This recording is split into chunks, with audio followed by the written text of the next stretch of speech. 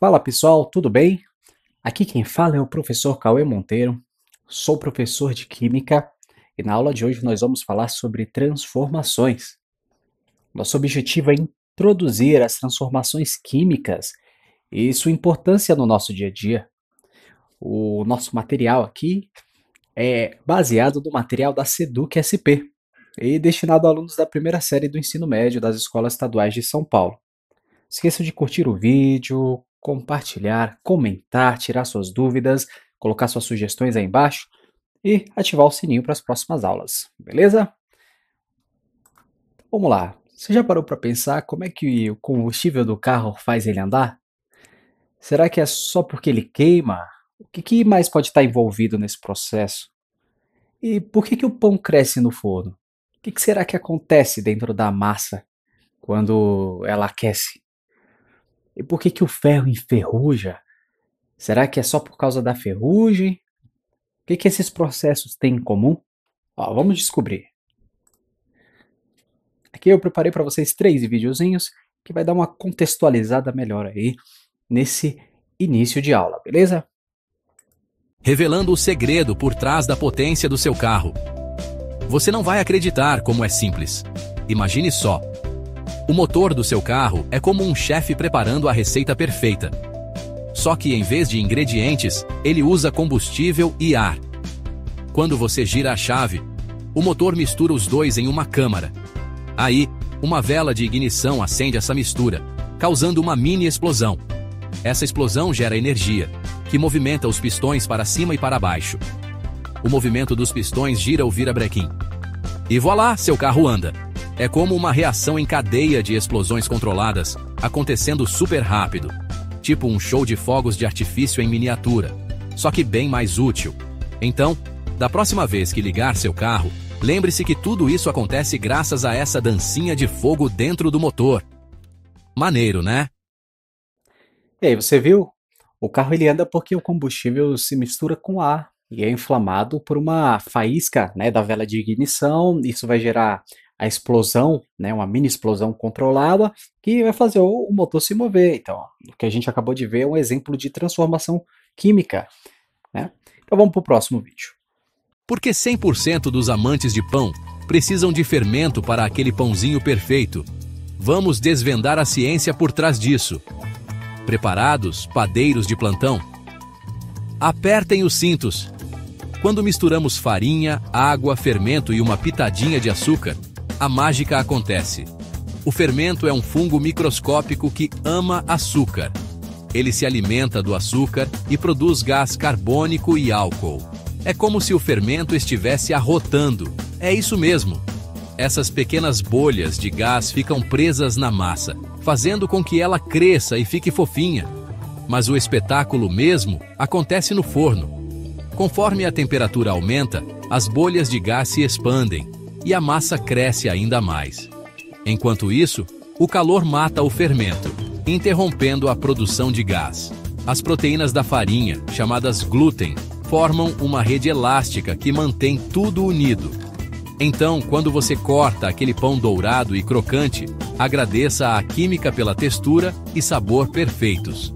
E aí está, a ciência por trás do crescimento do seu pão.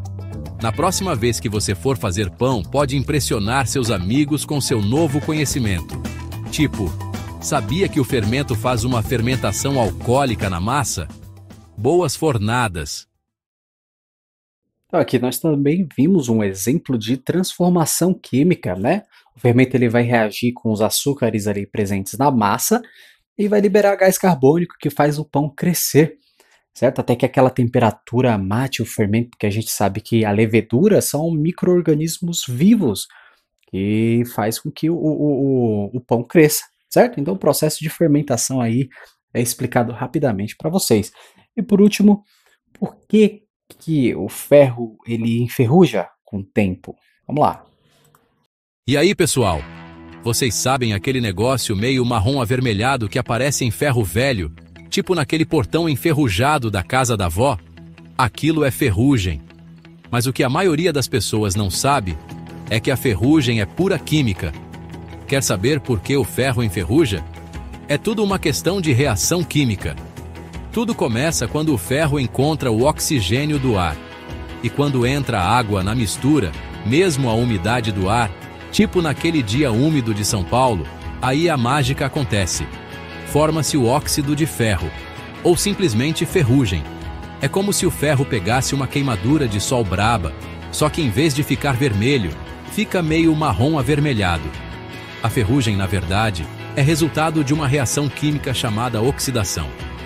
Nessa reação, o ferro perde elétrons para o oxigênio, formando aquela camada escamosa e meio marrom que a gente vê. E sabe o que acelera essa reação? Sal. É por isso que em cidades litorâneas, tipo Santos, as coisas enferrujam muito mais rápido. Então, da próxima vez que você vir ferrugem, lembre-se, é a ciência em ação, bem debaixo do seu nariz. E como evitar essa ferrugem toda? Mantendo o ferro sequinho e usando tinta ou outros revestimentos para bloquear o contato com o ar e a água, tipo aqueles portões que a gente vê pintados com zarcão. Essa é a explicação da ferrugem. Química simples, mas com um grande impacto. Continuem explorando, futuros cientistas. Então a gente viu aí que a ferrugem ela se forma porque o ferro reage com o oxigênio do ar e por causa da umidade, certo? Porque na água também nós temos oxigênio. E essa reação ela vai criar essa nova substância que é o óxido de ferro, conhecida como ferrugem. O que esses processos que nós acabamos de ver eles têm em comum? Todos eles são transformações químicas. Só que o que isso significa? Como é que elas ocorrem? Por que elas são tão importantes para a nossa vida diária? Você imagina poder controlar essas transformações? Como é que isso mudaria a forma como vivemos? Bom, os seres humanos conseguem controlar essas transformações e isso de fato muda e mudou a forma como nós vivemos. Um exemplo positivo que a gente tem aí é a produção de medicamentos, que a gente controla as transformações químicas e produzimos esses remédios que salvam vidas, tratam doenças, ajudam a melhorar a nossa qualidade de vida, certo? E o exemplo negativo são as poluições, né? Que acontece aí devido à queima de combustíveis fósseis, como petróleo, carvão, aí eles vão liberando os poluentes no ar e vão causando aí o aquecimento global, que prejudicam o meio ambiente. Você pode observar que tem várias aplicações para a química no nosso dia a dia, tanto positivamente quanto negativamente, certo? Vamos lá, vamos prosseguir. As transformações químicas ou reações químicas são processos nos quais substâncias iniciais, chamadas de reagentes, se transformam em novas substâncias chamadas produtos. Elas são fundamentais para muitos processos naturais e tecnológicos que afetam o nosso dia a dia. Agora pense um pouquinho. Quais exemplos de transformações químicas você conhece no seu dia a dia? Então, uma transformação química também pode ser chamada de reação química.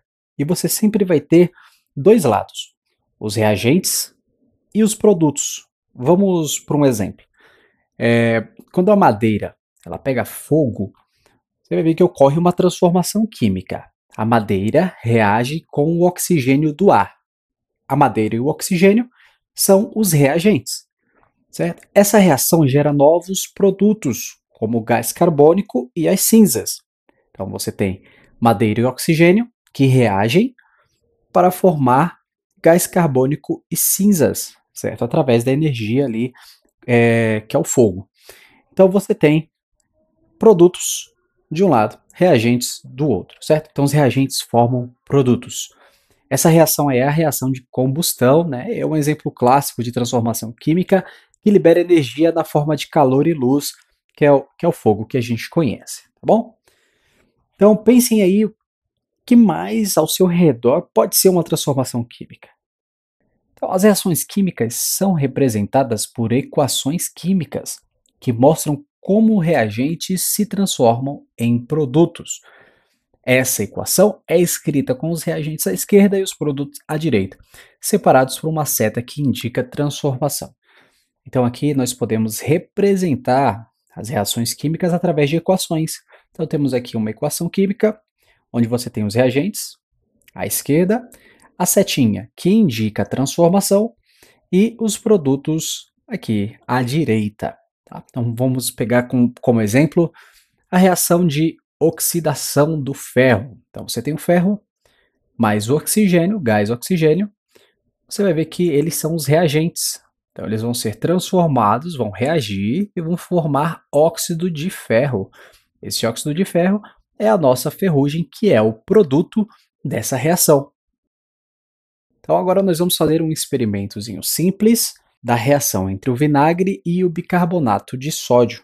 Bom, você pode também fazer esse experimento conosco aí em casa.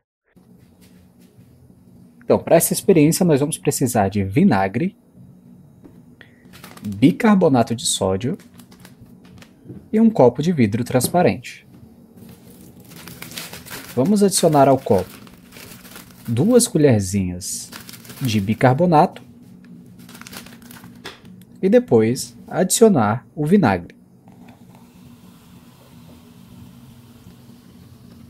Agora é só observar a reação acontecer.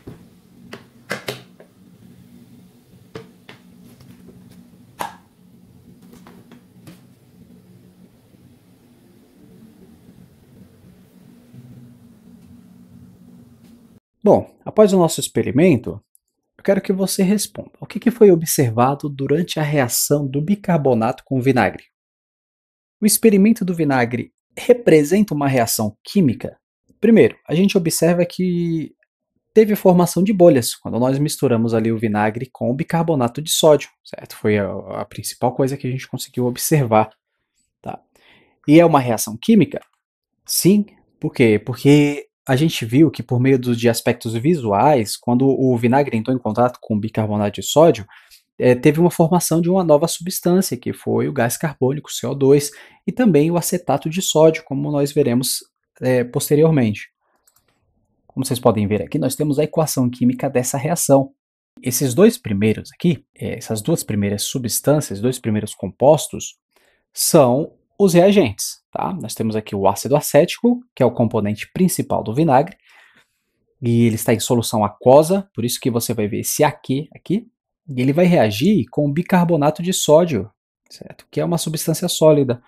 Quando eles reagem, eles vão se transformar quimicamente e vão formar o acetato de sódio, que ele se forma lá em solução aquosa, que é dissolvida em água, mais água líquida e o CO2, que é gasoso, certo? Que é o que a gente consegue observar aqui através das bolhas, tá?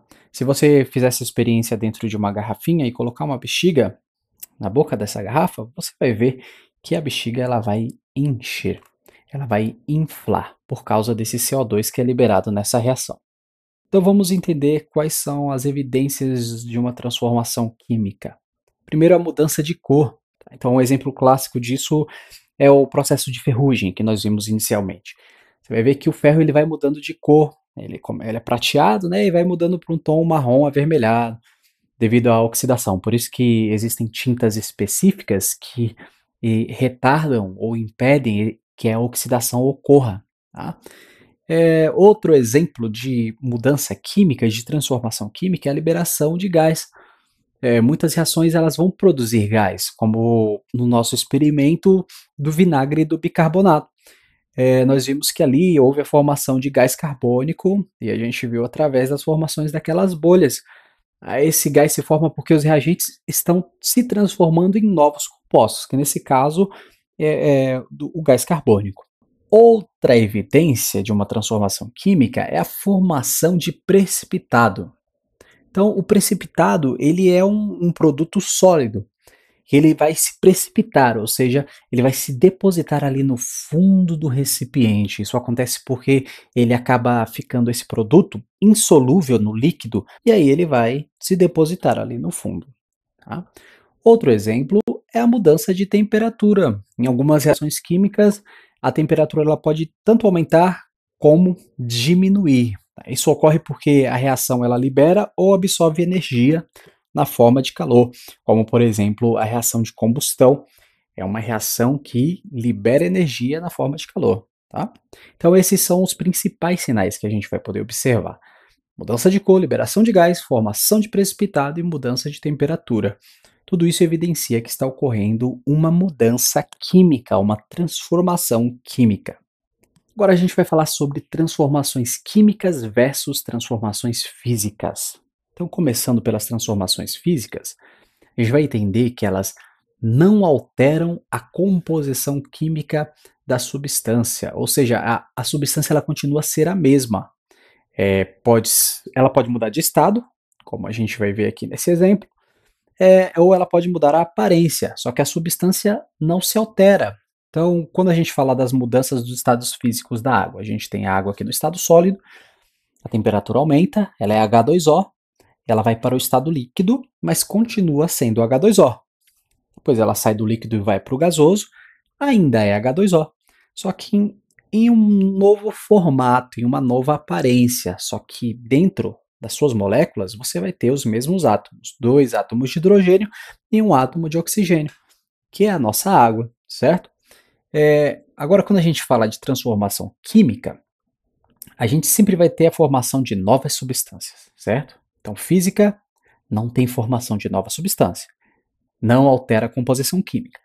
Química vai ter formação de nova substância. Por exemplo, o papel, quando ele pega fogo, ele passa por uma reação química que transforma o papel em gás carbônico e cinzas, né? Nesse caso, o papel ele não vai poder mais voltar ao seu estado original. Ele era papel e deixou de ser. Tá? Não tem como reverter esse processo. Ele foi transformado em outras substâncias. Então, esse é um exemplo de transformação química. Vamos responder aí esse quiz. Dá uma pausa e responda qual das seguintes situações representa uma transformação química. Primeira, gelo derretendo em água, pão sendo assado no forno, papel sendo cortado em pedaços ou açúcar se dissolvendo em água. Será que você acertou? Vamos ver? Gelo derretendo em água. A gente vai ver que é uma transformação física. Nós acabamos de ver que o gelo ele é água no estado sólido. Quando ele se derrete, ele não vai passar por uma transformação em que a sua composição ela é transformada, certo? A composição química, que é H2O, não muda. O pão sendo assado no forno. A gente vai ver que essa é a alternativa correta, e a gente pode até marcar aqui já, ó. Piu, certo? Resposta correta. Por quê? Porque durante o processo de assar, a gente viu que as substâncias do pão elas vão reagindo entre si, formando novas substâncias, certo? A gente viu o processo de fermentação, é uma das reações que ocorrem aí dentro, mas você vai ver que vai ter liberação de gases e aromas que não estavam presentes antes, certo? Eu sempre gosto de perguntar para os meus alunos assim, você comeria o pão antes de você assar no forno, a massa crua é totalmente diferente, então você vê que tem uma transformação química acontecendo ali, como no caso do cozimento de alimentos e assim sucessivamente, tá? O papel sendo cortado em pedaços. Bom, o papel eu só estou só reduzindo o tamanho dele ali. Tá? Mas ele continua sendo papel. Se eu pegar uma folha e rasgar ela ao meio ou cortar em pedacinhos, eu ainda vou conseguir escrever, certo? Nesse papel ali, tá bom? E o açúcar se dissolvendo em água, mesma coisa, é uma transformação física, porque o açúcar ele vai continuar sendo açúcar. Você vai ter uma solução de mistura entre o açúcar e a água, mas nenhum vai deixar de ser ele mesmo, certo? A água vai continuar sendo água e o açúcar vai continuar sendo açúcar, beleza? E vamos finalizar agora com esse vídeo que vai nos mostrar aqui como a química ela está presente no nosso dia a dia em diversas situações que talvez você nem imagine. Então fica aí com o vídeo. Química não é só para os nerds de laboratório, não, gente. É tipo a super-heroína do nosso mundo moderno. Desde a hora que você acorda e escova os dentes, até o combustível que te leva para o trabalho ou para a faculdade, as transformações químicas estão em ação. Pensa na indústria farmacêutica. Remédios que salvam vidas são criados por reações químicas complexas, transformando matéria-prima em medicamentos que mantêm a gente saudável, tipo um passe de mágica. Ou, por exemplo, os materiais do seu celular, aquelas telas brilhantes e baterias potentes, tudo graças aos processos químicos. Imagina só, viver sem WhatsApp. E não podemos esquecer da energia, né?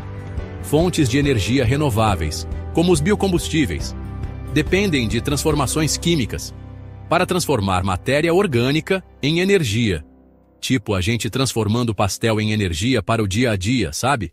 Então, Da próxima vez que você se impressionar com um novo eletrônico ou tomar um analgésico para aquela dor de cabeça chata, lembra que é a química que torna tudo isso possível. As transformações químicas não são só reações num livro didático, elas são as soluções que impulsionam o nosso futuro. Que nem um carro 1.0 com etanol. Continuem curiosos e explorando as maravilhas da química. A gente se vê no próximo vídeo. Tchau, tchau!